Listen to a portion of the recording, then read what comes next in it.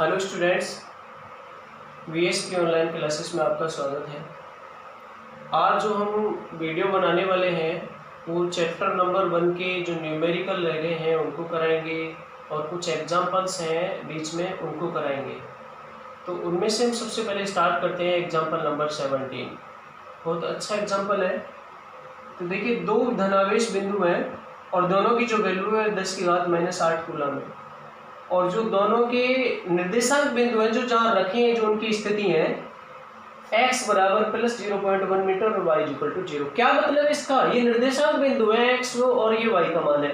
x का मान है 0.1 यानी कि प्लस का मतलब है x अक्ष पर प्लस दिशा में, और y इक्वल टू 0 है यानी कि y तो 0 रहेगा यानी कि x अक्ष पर रह गए हम। और दूसरा जो बिंदु आवेश है वो भी पॉजिटिव है, वो कहाँ रखा है माइनस 0.1 मीटर और y इक्वल टू 0 पर, है ना। इस चीज का ध्यान रखना। तो ये माइनस का मतलब क्या है कि x अक्ष पर ये है लेकिन माइनस दिशा में है, और ये हमें वहां पर क्या करना है, विद्युत क्षेत्र निकालना है। और किन स्थितियों में निकालना है? 3 में निकालना है। पहला मूल बिंदु पर, दूसरा x बराबर 0.2 मीटर और y बराबर 0, और तीसरा कौन सा है? x बराबर 0 और y बराबर 0.1 मीटर। तो 1 बाई 1 हम करते हैं। तो सबसे पहले फर्स्ट का सॉल्यूशन करते हैं, और सॉल्यूशन फर्स्ट करने से पहले हम ये समझेंगे कि मूल बिंदु क्या है। मुझे बताने की आवश्यकता नहीं पड़ेगी क्योंकि मूल बिंदु जानते हैं सभी, जहां x अक्ष और y अक्ष एक दूसरे को काट के जाते हैं, कट करके जाते हैं, वो मूल बिंदु कहलाते हैं और उसके निर्देशांक 0,0 होते हैं। तो देखिए क्या किस तरीके से बताते हैं हम, किस तरह करते हैं। ये हमने खींच दिया x अक्ष, सभी जानते हैं, और ये हो गया हमारा y अक्ष। ये ऊपर की ओर ये y पॉजिटिव और नीचे की ओर y नेगेटिव। ये x इस दिशा में पॉजिटिव और x इस दिशा में, हमारे इस दिशा में क्या हो जाएगा बेटा? नेगेटिव। मूल बिंदु रहे ये 0,0, ओके, दोनों के लिए। तो अभी हम बात कर रहे हैं, हमारे पहला जो धनावेश बिंदु है वो कहाँ रखा है? x बराबर प्लस 0.1 और y इक्वल टू 0 पर। तो x इक्वल टू 0.1 की तरह होगा, प्लस दिशा में होगा। ये ठीक उसी प्रकार है कि x इक्वल टू जैसे +1 +2 +3 संख्या रेखा पे दर्शाते हैं ना, वैसे ही दर्शाना है, लेकिन यहाँ पे +1 ना लेकर के प्लस 0.1 लेना है। तो ये रहा आपका प्लस 0.1 मीटर x पर, और y इक्वल टू 0 है। तो y इक्वल टू 0 का मतलब क्या हुआ? y इक्वल टू 0 यहीं रह जाएगा। अब दूसरी बात, दूसरे जो निर्देशांक बिंदु, जो दूसरा बिंदु आवेश रखा है, पहला यहाँ पर लिखना कितना है, q इक्वल टू, दोनों की वैल्यू सेम है 10⁻⁸ कूलम, और जो दूसरा वाला है वो माइनस दिशा में, तो वो कितना देर का है हमें? x equal to minus 0.1 metre, minus दिशा में, लेकिन डिस्टेंस ये 0.1 मीटर ये। तो हमें सबसे पहले कहानी पूछा है ये मूल बिंदु, तो मूल बिंदु ये रहा मेरा, ओके। यहां पर भी आवेश कौन सा है? दोनों की वैल्यू समान है, q बराबर 10⁻⁸ कूलम। तो देखिए, विद्युत क्षेत्र कैसी राशि? सदिश राशि। तो सबसे पहले हम दोनों के कारण क्या देखेंगे कि दोनों के कारण इस मूल बिंदु पर विद्युत क्षेत्र की दिशा क्या है। तो विद्युत क्षेत्र की दिशा मैं पहले बता चुका हूं, धनावेश से दूर की ओर और ऋणावेश की ओर। तो धनावेश से हो गया हमारा दूर, तो धनावेश से दूर का मतलब है ये भी पॉजिटिव है, बेशक चिन्ह लगा सकते हैं हम इसके लिए। तो इससे भी प्लस का, तो इससे भी दूर की ओर, तो इसके कारण ये हो गई। तो बात ये हुई कि दोनों के कारण जो दिशा है वो हो गई एक दूसरे के विपरीत। अब बात आती है कि क्या परिमाण देखते, परिमाण निकालते, तो परिमाण समान आएगा, चूंकि E बराबर क्या होता है सूत्र, एकल बिंदु आवेश के कारण विद्युत क्षेत्र निकालते हैं r दूरी पर, तो KQ/r²। इनके बीच में निर्वात माना है तो सभी के लिए माध्यम एक जैसा रहेगा, तो K का मान बदलेगा नहीं। Q दोनों का समान, और R ये रही 0.1 मीटर 0.1 मीटर। माइनस मत लगा देना कि माइनस का माइनस दिशा को दर्शा रहा है कि माइनस x दिशा में है। दिशा दोनों के लिए विपरीत है लेकिन परिमाण दोनों का समान होगा, और जब जोड़ेंगे एक प्लस का दूसरा माइनस का, तो क्या आएगा? शून्य, और शून्य का मतलब क्या है? शून्य, ओके। तो मूल बिंदु पर विद्युत क्षेत्र क्या है? शून्य। मूल बिंदु O पर परिणामी विद्युत क्षेत्र क्या होगा? दोनों के कारण परिणामी विद्युत क्षेत्र शून्य होगा, क्योंकि दोनों विद्युत क्षेत्र है ना, दोनों क्षेत्र परिमाण में समान व दिशा में विपरीत होने के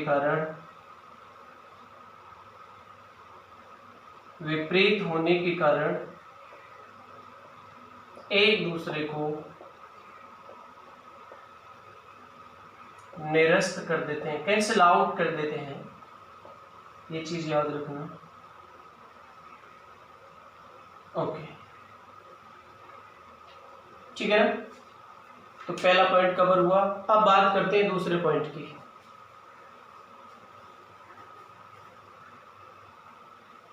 देखिए सॉल्यूशन नंबर सेकेंड।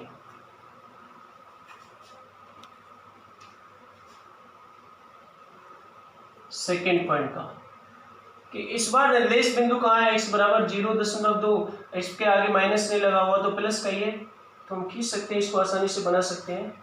मूल बिंदु तो हमारा 0 है, यहाँ पर ये है -0.1 मीटर, यहाँ पर भी आपका q बराबर 10⁻⁻8 कूलम रखा है, और इस पे ये रखा है, ये प्लस का 0.1 हो गया,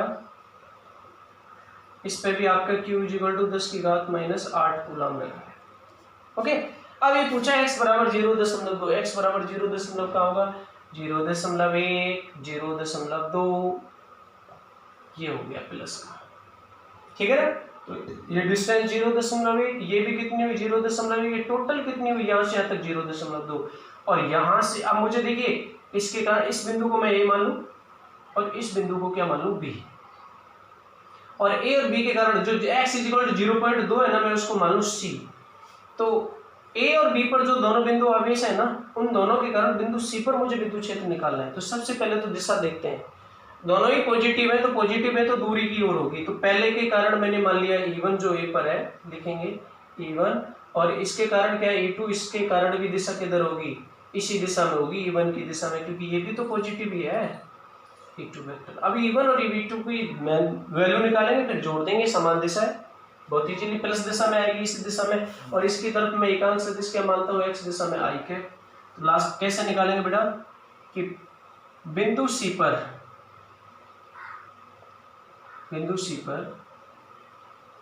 A बिंदु वाले आवेश के कारण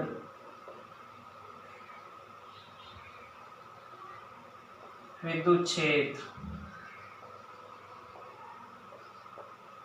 कितना मान लें, E1 कितना आएगा, सूत्र लगाएंगे KQ/R², Q वैल्यू रख देंगे, K की वैल्यू भी रखेंगे। अब R की बात है, R क्या दूरी है, जिस बिंदु आवेश से हमें जिस बिंदु पर विद्युत क्षेत्र निकालना होता है ना, उनके बीच की दूरी है।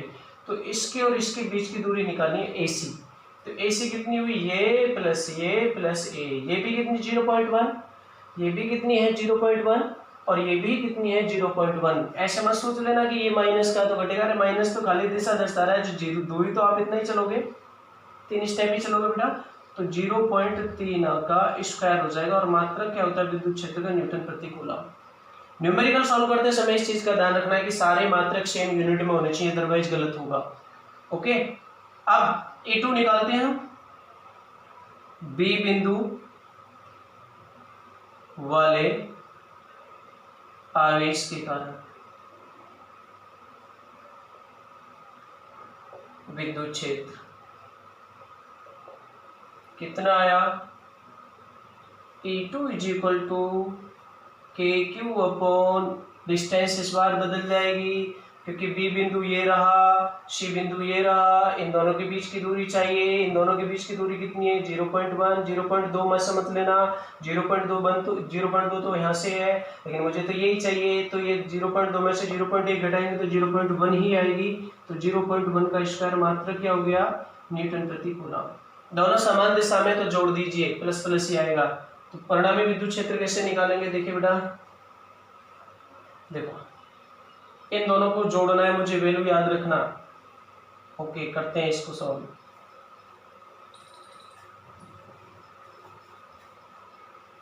परिणामी विद्युत क्षेत्र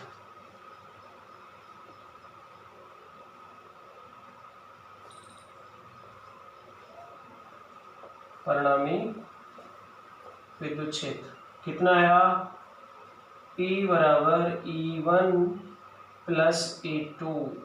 E1 की वैल्यू कितनी है, KQ अपॉन 0.3 का स्क्वायर, और E2 की वैल्यू कितनी है, KQ अपॉन 0.1 का स्क्वायर।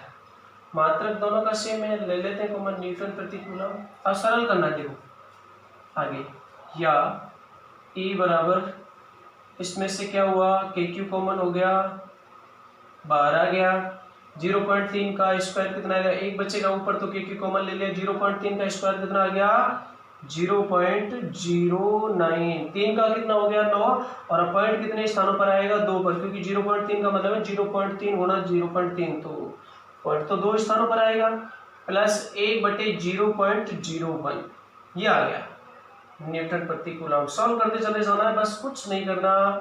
अब देखिए कैसे करें आगे, KQ इसको हम लिख सकते हैं, पॉइंट हटाने के लिए 100 से ऊपर गुणा कर दें तो ये हो जाएगा 9। सेम कहानी यहाँ पर 100 बटे नीचे आएगा 1। आई बात समझ में, नेक्स्ट सोल्व करते हैं, या E बराबर KQ। अब इसका एलसीएम कितना आ गया बेटा, 9 आ गया, तो एलसीएम आ गया तो क्या कर देंगे हम, बड़े इजीली तरीके से कर देंगे, ये तो 100 बचेगा, और इंटू 100 इंटू 9 900 प्लस 900। आगे बात समझ में, सरल करते चले जाना है, इसको नोट करिए। देखो आगे और क्या आएगा, एक स्टेप यहाँ पर लिख देंगे अपन, KQ 900 प्लस 100 1000 बटे 9। ये याद रखना कि मात्रक क्या चल रहा है, न्यूटन पर कूलम। अब आगे सॉल्व किसके लिए करेंगे, K की वैल्यू रखेंगे निर्वात के लिए, और Q की वैल्यू रखेंगे Q कितना, ये रहा हमारे पास में।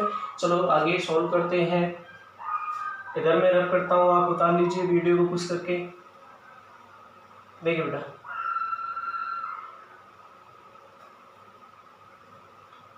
करिए। इसके बाद में नेक्स्ट लाइन, या E is equal to K की वैल्यू 9 इंटू 10 की पावर 9 होती है, Q की वैल्यू कितनी है, 10 की घात माइनस 8। मात्रक यहाँ यूं नहीं लिखेंगे क्योंकि लास्ट में हम फाइनल मात्रक लिख चुके हैं, इंटू कितना है 1000, ओके, बटे कितना है 9। सरल हो गया बहुत आसान तरीके से, न्यूटन प्रति कूलम। 9 से 9 कैंसिल, 10 की घात देखिए प्लस की 9 है, और यहाँ से कितने आएंगे 3, क्योंकि ये 1000 को 10 की घात प्लस 3 लिख सकते हैं, तो 10 की घात 12 है, एक स्टेप और बढ़ाते हैं, 10 की घात 12 और इंटू 10 की घात माइनस 8, बटे तो एक बचा कट गया, न्यूटन प्रति कूलम। या E इक्वल टू कितना आ गया, ये प्लस की 12 माइनस की 8, तो 10 की घात प्लस 4 न्यूटन प्रति कूलम। ये स्टेप भी हमारा कंप्लीट। तीसरे वाले को करते हैं, जल्दी से वीडियो को पुश करके उतारिए, मिटाता हूँ बेटा मैं। तीसरा थोड़ा समझने लायक है, देखिए कैसे समझने लायक है। दिशा इसकी मैंने पहले लगा दी थी कि प्लस आई दिशा में हो जाएगी, उसकी कोई टेंशन मत करना। तो देखिए बेटा, x इस बार हम x अक्ष और y अक्ष दोनों खींच लेते हैं। चलो जी, कि हमारे जो आवेश रखे हैं उनको सबसे पहले ये तो स्थिति दर्शाई दो कि ये 0 0 कोमा हो गए, ये माइनस का 0.1 मीटर पर यहाँ रखा था, कौन सा, Q बराबर 10 की घात माइनस 8 कूलम प्लस का, और ये हमारा Q बराबर 10 की घात 8 कूलम भी प्लस का है। ये माइनस दिशा में, ये प्लस दिशा में बात है, ये मूल बिंदु हो गया 0 0। अब मैं यहाँ पे भले इसको माइनस को हटा दूं तो कोई प्रॉब्लम नहीं है, क्योंकि डिस्टेंस है ये मुझे 0.1 मीटर है। ओके, कोई प्रॉब्लम मत करना, टेंशन मत करना। अब मुझे क्या कह रहा है कि y एक्सिस का होगा, तो y एक्सिस तो बाबू यहाँ हुआ। ओके, y की value x is equal to 0, ये रहा निर्देशांक, देखिए x इज इक्वल टू 0, ये रहा, यहीं से y इज इक्वल टू 0.1 यानी कि y एक्स पे चले कहाँ पहुंच गए, यहाँ पर, और कितना चल गए 0.1 मीटर। तो ये पॉइंट हमारा कौन सा हुआ, ये निर्देशांक कौन कौन से हुए, x इज इक्वल टू 0, 0.1। अगली बात समझ में। तो अब मुझे यहाँ पर इस बिंदु पर इन दोनों के कारण विद्युत क्षेत्र निकालना है, एक तो इसके कारण और एक इसके कारण। जब इन दोनों के कारण निकालना है तो मुझे दोनों के बीच की दूरी नहीं चाहिए, दोनों बिंदुओं के बीच की दूरी बिल्कुल चाहिए यार, ये दूरी। और ये दूरी नहीं चाहिए कि बिल्कुल चाहिए कि यार इसमें तो कोई प्रॉब्लम है ही नहीं। और ये डिस्टेंस मुझे पता है कितनी है, 0.1 मीटर। और ये एक्स अच्छी तो था, मैंने वही तो शो कर दिया है, ये भी 0.1 मीटर है, ये भी मुझे भूल गई। अब मुझे देखिए कि ये प्लस का और ये प्लस का, तो दोनों के कारण विद्युत क्षेत्र तो ये इधर होने वाला है। अगर ये देखिए परिमाण में समान है और ये जो डिस्टेंस आने वाली है, ये समद्विबाहु त्रिभुज बनेगा। समद्विबाहु, ये भुजा, इनके नाम दे दीजिए, ए बिंदु माना था पीछे और ये बी मान लो और ये सी मान लिया, ये रहा, चलो लिख दिया। ये जो डिस्टेंस आने वाली है ना, ये समान आने वाली है। क्यों आने वाली है? क्योंकि ये जो जा रही है ना, बिल्कुल मैंने मध्य बिंदु से निकाली है, ये लंबवर्धक होगी। लंबवर्धक का मतलब यहाँ से ये लंब बना रही है 90 डिग्री और ये आधी आधी डिवाइड कर दी, तो ये समद्विबाहु त्रिभुज बना। ओके, इसके कारण विद्युत क्षेत्र ई है, तो इसके कारण भी ई होने वाला है। ओके, ये झुकाव मैंने थीटा माना है, तो ये दोनों कोण भी कितने होने वाले, थीटा। ये समद्विबाहु की कंडीशन है। और ये मैंने कौन सा अक्ष मान रखा है अपने, यहाँ से इसके पहले एक्स अक्ष के पहले, तो ये एक्स हो गया और ये वाला कौन सा हो गया, वाई। इसको डायग्राम को ही ढंग से समझना है। तो देखिए ये थीटा, तो ये वाला भी आपका थीटा, क्योंकि कौन से कोण हो गए, क्योंकि संगत कोण। और ये वाला भी क्या हुआ, थीटा। अब ये देखिए एक्स अक्ष में ये भी क्या हो गया, ई वेक्टर। ऊपर वाले पॉइंट को मैं यहाँ से मिटाता हूँ, हमें पता तो चली गया। डायग्राम बढ़िया से बनाएंगे। देखिए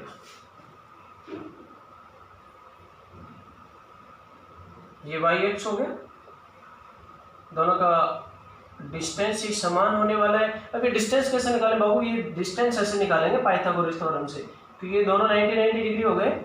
और 90 डिग्री की बात करें तो ये कर्ण बन गया, ये भुजा दोनों के लिए सेम, इसकी भुजा और इसकी भुजा ये दोनों के लिए सेम, तो ये तो समान आने वाली है, वैसे ही दिख रही है मुझे। तो कितना हो गया, कर्ण का स्क्वायर बराबर लंब का स्क्वायर प्लस आधार का स्क्वायर। तो उस हिसाब से मुझे निकालना है, तो आप भी निकालेंगे। तो कितना आ गया, ये विद्युत क्षेत्र ई वेक्टर। अब इन दोनों के घटक निकलेंगे। देखिए ये थीटा है, तो ये भी कोण क्या होगा, थीटा होगा, क्योंकि ये दोनों एकांतर हो गए और इसके साथ में ये थीटा होने वाला है। एक बार समझे, तो विद्युत क्षेत्र के घटक निकालेंगे तो बड़े आसानी से। ये एक्स दिशा में क्या निकलेगा, इसका एक इधर निकलेगा और एक इधर निकलेगा। सॉरी, ये ऐसे जा रहा है, इस वाले का घटक एक ऐसे निकलेगा और एक वाई दिशा में निकलेगा, सही है। दूसरा इस वाले के घटक ये ऐसे जा रहा है, तो एक इस दिशा में निकलेगा और एक इस दिशा में निकलेगा। इसका भी कितना हुआ, ई साइन थीटा। इस दिशा में घटक ऑलरेडी मैं निकाल के बता चुका हूँ। इसका भी इस दिशा में कौन सा होगा, ई साइन थीटा। तो ये दोनों क्या हो जाएंगे, समान दिशा में जुड़ जाएंगे। और ये ई कॉस थीटा वाला इस दिशा में, और ये इसका जो आएगा ई कॉस थीटा इस दिशा में आएगा। ये दोनों एक दूसरे के क्या हो गए, विपरीत। और परिमाण में समान, तो एक दूसरे को क्या कर देंगे, निरस्त कर देंगे। तो बस इजीली इसकी वैल्यू निकालनी है मुझे। तो इसकी वैल्यू कितनी होगी, देखो बेटा, कर्ण बनाइए, इसमें 90 डिग्री के सामने वाली भुजा, लंब का स्क्वायर प्लस आधार का स्क्वायर, तो 0.1 का स्क्वायर प्लस 0.1 का स्क्वायर। अब कर लीजिए 0.1 का स्क्वायर क्या आया, 0.01, और ये भी कितना आया, 0.01। तो ये देखिए ध्यान से कितना आई वैल्यू, देखो इस पॉइंट को क्या माना मैंने, सी। तो क्या हुआ, AC is equal to BC, और इज इक्वल टू आया अंडर रूट 0.1 का स्क्वायर प्लस 0.1 का स्क्वायर। तो ये कितना आया, अंडर रूट के अंदर 0.01 प्लस 0.01 कितना आया, अंडर रूट 0.02। बहुत ईजी। ओके, अब मुझे E की वैल्यू निकालनी है, तो is equal to k q upon r square follow करूंगा। तो के हो गया, क्यू हो गया, आर स्क्वायर कितना हो गया, 0.02 और उसका अंडर रूट और उसका क्या होने वाला है, स्क्वायर। क्योंकि ई बराबर कितना होता है बेटा, के क्यू अपॉन आर स्क्वायर। इससे सॉल्व करना है मुझे। ई की वैल्यू मुझे मिल गई। तो देखिए ई कॉस थीटा जो वाले घटक हैं समान दिशा में विपरीत होने के कारण एक दूसरे को क्या कर देंगे, निरस्त।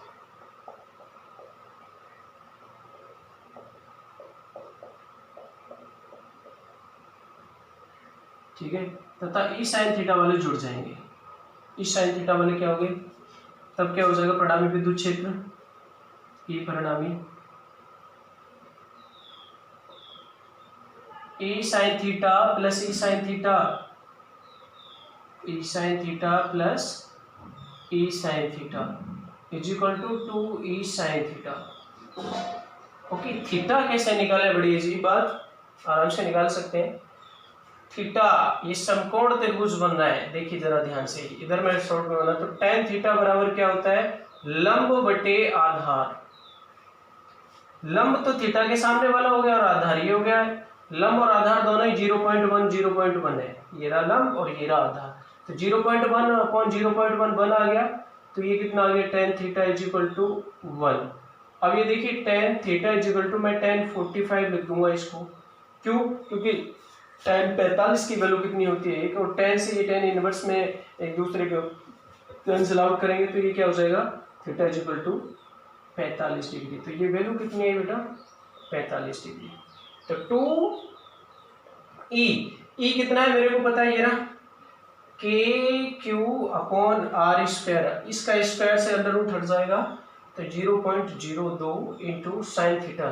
साइन थीटा कितना है, साइन 45, और साइन 45 की वैल्यू होती है 1/√2। तो इससे हम इसको सॉल्व कर सकते हैं, बाकी तो बहुत छोटी सी बात होगी, इसको हम सॉल्व कर लेंगे। ओके, कोई प्रॉब्लम नहीं होनी चाहिए, समझाने वाली बात थी। घटक कैसे निकालते हैं उसको अच्छी तरीके से समझना, क्योंकि 11th क्लास में सिखाया जाता है, और मैंने इस चैप्टर में भी घटक निकालना सिखाया, बाकायदा एकदम बेसिकली तरीके से बताया, छोटी चीज से लेकर छोटी चीज बताई है मैंने उसमें, तो उस वीडियो को भी जरूर देख लें। और घटक निकालने में यार कुछ भी नहीं है, वेक्टरों का जो वियोजन किया जाता है, थोड़ा सा मैं फिर बता देता हूँ। देखो घटक कैसे निकाले जाते हैं, ये वीडियो को पुश करके आप बंद उतार लेना, घटक निकालना बताता हूँ। देखो इसका निकाल के बताता हूँ, ये एक्स एक्सिस है और ये वाई एक्सिस है, ये बेटा ऐसे है थीटा, ये ई वेक्टर, ओके, ये थीटा कोण है, तो इसके समांतर मैं ये खींच लेता हूँ, तो ये समकोण त्रिभुज बना। कर्ण दे रखा है मुझे ई, 90 डिग्री सामने वाले भुजा कर्ण है, और कर्ण का मान कितना है ई, तो मुझे लंब और आधार निकालना है, तो एक बार तो लूंगा मैं साइन थीटा, लंब बटे कर्ण, तो लंब इज इक्वल टू कितना आएगा, कर्ण इंटू साइन थीटा, और कर्ण कितना है, ई साइन थीटा। सेम उसी प्रकार cos थीटा लूंगा इस बार में, और cos थीटा आधार बटे कर्ण होता है समकोण त्रिभुज के लिए, और आधार इज इक्वल टू निकालूंगा तो कर्ण इंटू cos थीटा होगा। कर्ण कितना है मेरा e, और ये cos थीटा हो जाएगा, तो ये घटक आ गया ना, e साइन थीटा और e cos थीटा। परिमाण में क्यों बराबर होंगे, ये भी e और ये भी e क्यों लिया है मैंने, क्योंकि मुझे यहाँ पर ये देखा जा सकता है कि ये दूरी बिल्कुल बराबर, जब दूरी बराबर और इनके विद्युत जो आवेश हैं इनके मान भी समान, तो इस सूत्र में हम रखते हैं ना E equal to k q upon r square में के दोनों के लिए समान हो जाएगा, जब जैसा माध्यम है तो वो चेंज होगा नहीं। तो अभी लास्ट में सॉल्व कर लेना। ओके बेटा, अब हम आगे नेक्स्ट पीछे वाले जो मुझे याद है शायद मैंने न्यूमेरिकल 8 तक करा दिए हैं, 8 से आगे कराते हैं, और मैं अभी उसको आगे सॉल्व कराता हूं। देखो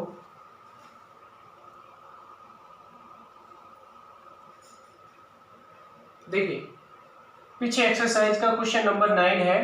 पीछे जो एक्सरसाइज दे रखी है वो क्या है, बहुत इजी है वैसे तो, कि दो समान छोटी गेंद है, ये दोनों का द्रव्यमान समान है, वो है m। प्रत्येक पर आवेश दिया गया है q, इस पर भी आवेश q है और इस पर भी आवेश q है। ओके, दोनों को सिल्क के धागों से चित्र अनुसार लटकाया गया है, बिल्कुल लटकाया है। इन दोनों के बीच की दूरी x है, ये रही दूरी x इनके बीच का कोण दोनों का 2 थीटा है, जिसकी वैल्यू 10 डिग्री दे रखी है। तब ये साम्य अवस्था की स्थिति में, साम्य अवस्था बताएंगे क्या होता है। तो अब x का मान पूछा है इसमें, लेकिन मेन शब्द ये है कि साम्य अवस्था में लटका हुआ है। ओके, सॉल्यूशन इसका कैसे करेंगे, डायग्राम से ही समझ में आने वाला है।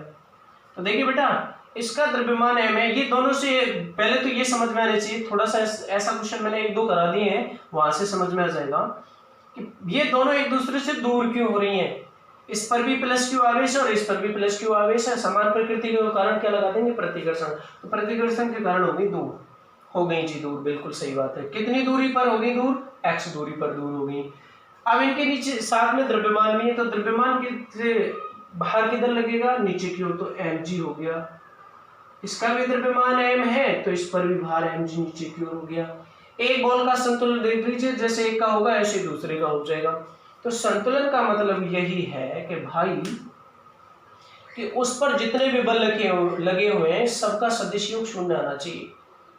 शून्य जब भी आएगा कि एक बल अगर ये नीचे लग रहा है mg सीधे, तो इसको साधने के लिए, इसको कैंसिल आउट करने के लिए इसके ठीक विपरीत दिशा में होना चाहिए। कहां से है? अब ये दोनों प्रतिकर्षण बल लगाते हैं, तो दोनों में विद्युत बल लगता है कूलाम के नियम के अनुसार। तो ये प्रतिकर्षण करेंगे तो ये इस पर F ही लगा, तो इस पे कितना लगेगा? इस पे भी F ही लगेगा इस दिशा में, जिसके कारण ये x दूरी पर पहुंचे। अब देखिए बेटा, F को भी कोई संतुलित करता नजर नहीं आ रहा जो इसको कैंसिल आउट करे, और mg को भी संतुलित करना कोई नजर नहीं आ रहा। लेकिन एक चीज आप समझिए कि जब धागे पर द्रव्यमान लटका हुआ है तो इसमें थोड़ा सा तनाव खिंच जाती है रस्सी, और उस खिंचाव को ही मैं कहता हूं तनाव। ये नीचे को है तो तनाव किधर हो जाएगा? ऊपर की ओर। तो तनाव मैंने कितना मान लिया? T, टेंशन, तनाव, फोर्स। सेम कहानी इसमें होने वाली है T, क्योंकि दोनों पर द्रव्यमान समान है, आवेश समान है। तो यार ये बात आती है कि अब इसके यार कैसे F को कौन संतुलित करे?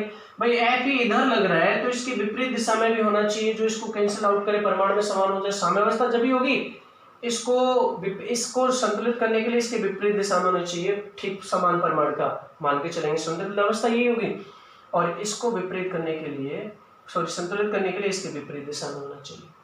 तो यार ये Fe और Mg के तो कोई घटक निकाल नहीं सकते, तो घटक हम कैसे निकालें? तो यहाँ से देखिए, इस लाइन के पैरेलल मैंने एक लाइन खींची, तो ये एंगल थीटा है, तो ये भी मेरा थीटा हुआ। अब ये समकोण त्रिभुज बनने वाला है, इस तरीके से देखने वाला, या ऐसे। ओके, अब इस T के दो घटक निकलेंगे। कैसे निकलेंगे पहले भी बता चुका हूं, फिर आज बता रहा हूं। अब देख लीजिए, ये है मेरा T, इसके साथ में आपका जो एंगल है ये रहा थीटा। समझ?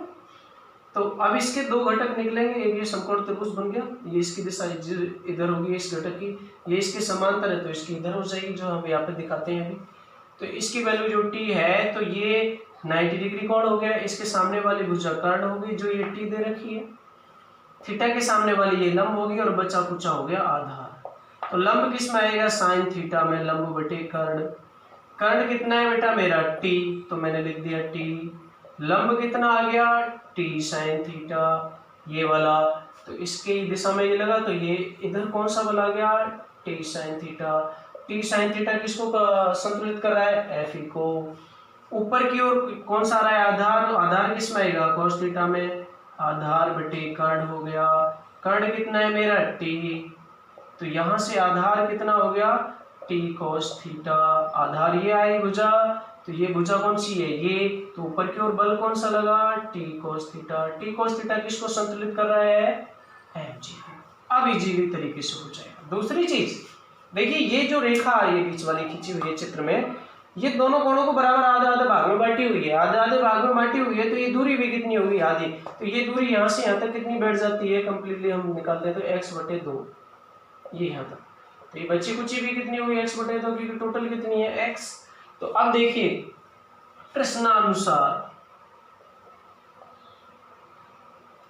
और ये दोनों के बीच में आवेशित गेंदों के बीच में क्या माना है? निर्वात। तो निर्वात के लिए आपकी के की स्मॉल के की वैल्यू कितनी होती है? 1/4 pi epsilon not, 1/4 pi epsilon not. तो प्रश्नानुसार गेंदे क्या है? गेंद है भाई साम्य अवस्था में है, साम्य अवस्था में है। ओके, और साम्य अवस्था के लिए क्या हो जाएगा? तब T साइन थीटा को कौन संतुलित कर रहा है? Fe विद्युत बल। T cos थीटा को कौन संतुलित कर रहा है? mg। Okay, equation number first, equation number second. अब क्या करें? समीकरण 1 को हम 2 से भाग देते हैं, डिवाइड, ये निशान लगा दिया, तो क्या हो जाएगा? T साइन थीटा बटे T cos थीटा बराबर Fe बटे mg। T से T कैंसिल, साइन थीटा बटे कॉस थीटा क्या हो गया, टेन थीटा, और टेन थीटा बराबर क्या हो जाएगा, एफ ई बटे एम जी। फटाफट से इसको वीडियो को पुश करके आपको उतारना है, मैं तुरंत करूंगा, देखिएगा।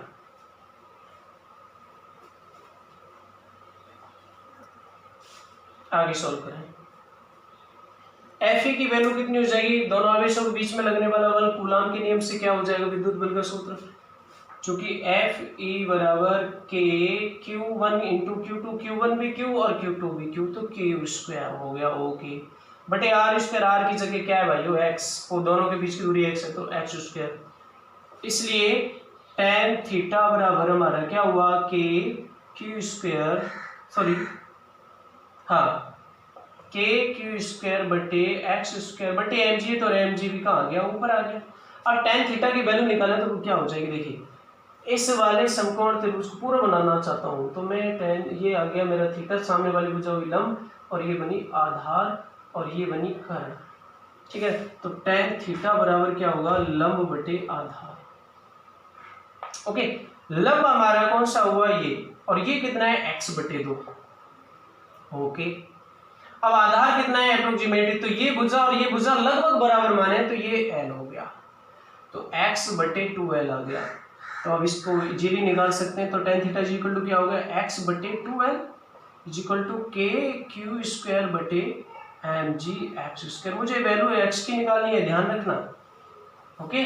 तो ये एक्स स्क्वायर को इधर ले जाओ, x ऑलरेडी 1 है तो x की घात 3 आ गया बटे 2l, और के क्यू स्क्वायर बटे m g x, sorry m x square इधर आ गया, 2l को इधर ले जाओ तो x की क्यू इक्वल टू कितना हो गया, क्या हो जाएगा बेटा, 2l आगे लिख लो, और के क्यू स्क्वायर बटे एम जी। अब मुझे यहाँ पर l की वैल्यू मिल जाए, के 1/4πε0 होता है, q की वैल्यू मिल जाए, m कितना द्रव्यमान लटका हुआ है वो मिल जाए, g होता है 9.8 मीटर पर सेकेंड स्क्वायर। और जब सबकी वैल्यू रखी इसको सॉल्व करूंगा, बाद में घनमूल लूंगा क्योंकि मुझे वैल्यू x की निकालनी है, तो x इज इक्वल टू क्या होगा, घनमूल कितना हो गया ऐसे 2l के क्यू स्क्वायर बटे एम जी। तो ये बस इतना ही पूछा है आपको, इतना ही लिखना है, ओके। इस चीज का ध्यान रखना है। तो ये आपका न्यूमेरिकल नंबर 9 भी कंप्लीट हुआ, इसको वीडियो को पुश करके आप नोट करोगे। आगे वाला 10 वाला बता रहा हूं मैं, देखिए क्वेश्चन नंबर 10 बहुत ही जी क्या है वो मैं समझाता हूँ कि दो बिंदु आवेश हैं, एक क्यू ए बिंदु पे रखा है जिसका मान है +2.5 गुणा 10 की घात -7 कूलम, दूसरा है बी बिंदु पे रखा है उसका मान है -2.5 गुणा 10 की घात -7 कूलम। यहाँ से क्या बात समझ में, दोनों के आवेश समान है लेकिन प्रकृति विपरीत है, एक प्लस का माइनस, कुछ दूरी पर रखें, कहाँ कहाँ रखें वो मैं अभी देखो, एक्स वाई जेड कहीं मान लो, जेड एक्सिस कोई सा मान लो, कहीं कहीं से भी मान लो, एक एक्सिस पे है क्योंकि एक्स का मान 0, वाई का मान 0, एक्स का मान 0, वाई का मान 0, जेड पर है, जेड एक्सिस मैंने चलो ये मान लिया आपका, ओके। पहला जो बिंदु आवेश है ना ये वाला क्यू ए, ये मूल बिंदु मान लिया मैंने यहाँ, तो मूल बिंदु से -15 सेंटीमीटर की दूरी, यानी कि माइनस वाली डिस्टेंस में रखा है, तो ये हो गया मेरा -15 सेंटीमीटर यहाँ पे रखा है, ये डिस्टेंस पूरी -15 हो गई ये डिस्टेंस, और क्यू ए कितना है यहाँ पे 2.5 गुणा 10 की घात -7 गुना, और दूसरा है बिंदु आवेश क्यू बी इक्वल टू,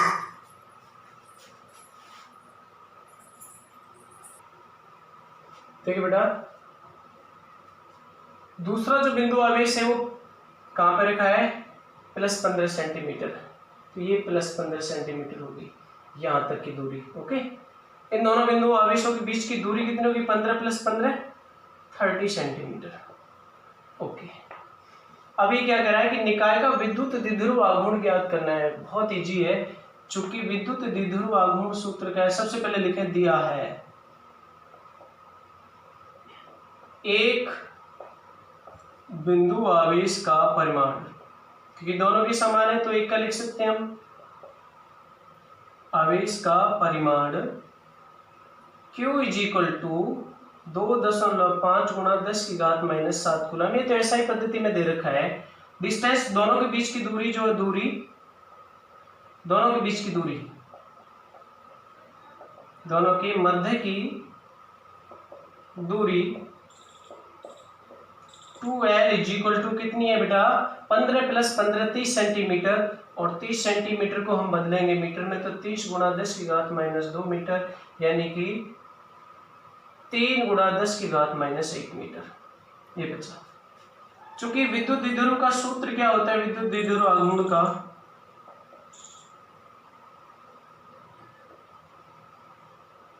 बहुत ही जी, P इज इक्वल टू दिशा किधर से किधर होती है, माइनस से प्लस की हो, तो ये माइनस का आवेश रखा है -2.5 गुणा 10 की घात -7 कूलम। तो दिशा माइनस से प्लस की ओर होती है तो ये दिशा इधर हो जाएगी, इसकी विद्युत दिशा ये कौन सी है, -i कैप, और क्योंकि प्लस में जाएंगे, अगर जे जेड कैप माना है तो ये के कैप आ जाएगा, सॉरी माइनस के कैप, क्योंकि जेड के अलावा हम एकांक सदिश क्या लेते हैं, के कैप। ओके, तो विद्युत द्विध्रुव आघूर्ण P इज इक्वल टू क्या हो जाएगा, 2L इंटू Q, और 2L कितना है बेटा, 3 गुणा 10 की घात -1 मीटर, और Q कितना है हमारा 2.5 गुणा 10 की घात -7 कूलम।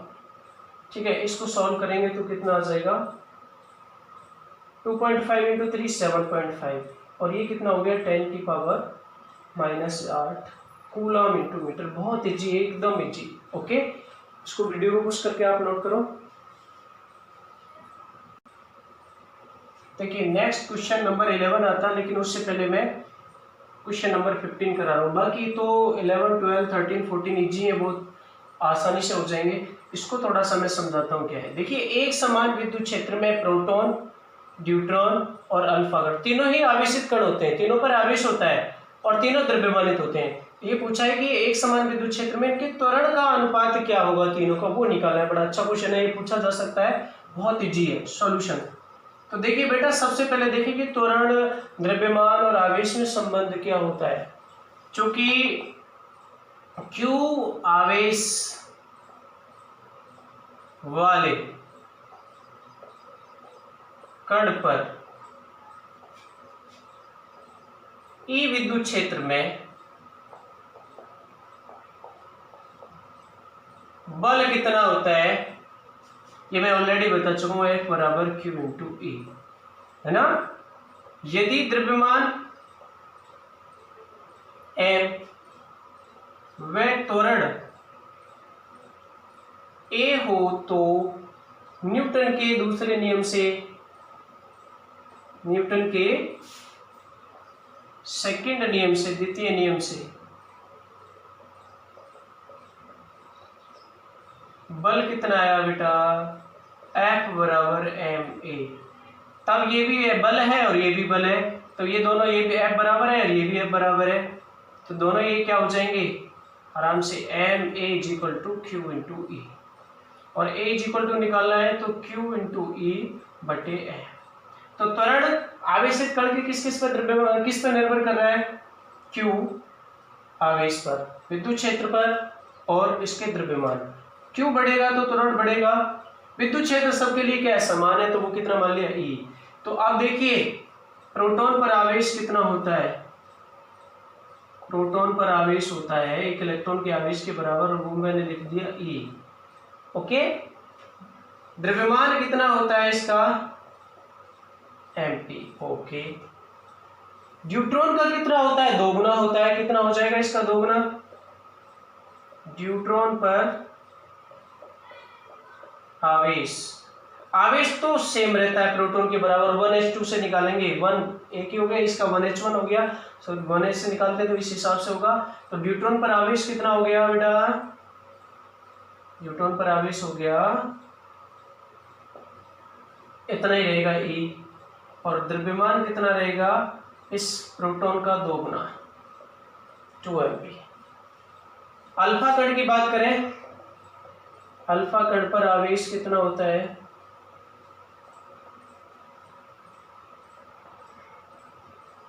2He4 यानी कि 2e। हीलियम कण के नाभिक इक्वल होता है तो आवेश तो हो गया 2e और द्रव्यमान कितना हो गया बेटा 4mp। अब इस फॉर्मूले से निकालना है हमें, बहुत ईजी है। तो इसका देखिए, इसका क्या हो गया प्रोटॉन का, तो AP = कितना हो जाएगा, ये सब के लिए सेम है E/mp।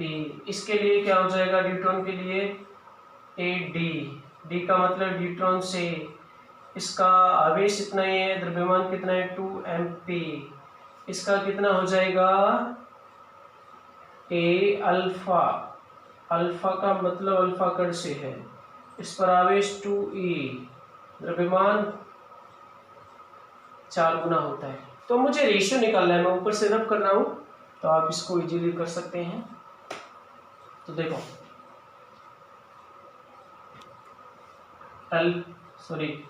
AP अनुपात आपको AD और अनुपात A अल्फा निकालना है, बराबर AP कितना है बेटा E/mp, अनुपात ये कितना है E/2mp, ओके, और अनुपात अल्फा का 2E/4mp। तो देखिए E से तो E कैंसिल हुआ, mp से mp कैंसिल हुआ, बिल्कुल। तो क्या बचा ये, आगे जब सॉल्व करेंगे इसको मैं यहां से मिटा रहा हूं। देखो बेटा एक बचा यहाँ, तो एक हो गया, अनुपात 1/2 बचा और अनुपात, तो इस ये तो 2 दूनी 4, ये 1/2 बचा। अब दोनों तरफ क्या करते हैं 2 से गुणा करते हैं सारे में, तो ये कितना आ जाएगा 2 अनुपात 2/2, तो 1 2/2 अनुपात 1, तो 2 अनुपात 1 अनुपात 1 मिलेगा। बाकी और जो सॉल्व होते हैं उनको करना। अगर फिर भी आपको ये दिक्कत लग रही है कि ये क्वेश्चन नंबर इसमें प्रॉब्लम है तो मुझे व्हाट्सएप पर सेंड कर सकते हो मैसेज, तो कोई दिक्कत नहीं है, मैं उसको हाथों हाथ सॉल्व करके बता दूंगा। Okay, thank you.